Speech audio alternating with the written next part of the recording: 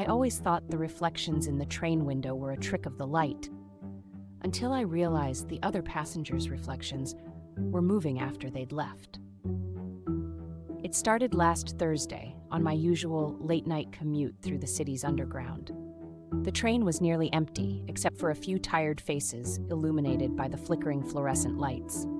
I pressed my forehead to the cold glass, watching the city blur by, when I noticed something odd. A woman in a red scarf stood up, collected her things, and stepped off at the next station, but in the window, her reflection stayed behind. At first, I tried to rationalize it. Maybe it was just a shadow, or my eyes playing tricks on me after a long day. But as the train rattled on, more passengers left. Each time, their reflections lingered a bit longer, moving as if still sitting, reading, or staring into space, while the real people were long gone. I became transfixed, counting the ghostly figures accumulating in the glass, each one more faded than the last. My own reflection looked back at me, wide-eyed and pale, surrounded by a growing crowd of silent afterimages.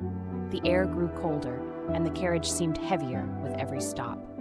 I tried to ignore the growing sense of dread, but when I finally stood up to leave, my heart froze. In the window, my reflection didn't move. It stayed seated, eyes locked onto mine, lips curling into a slow, unnatural smile as I turned away. My legs felt like lead as I shuffled off the train, refusing to glance back at the windows.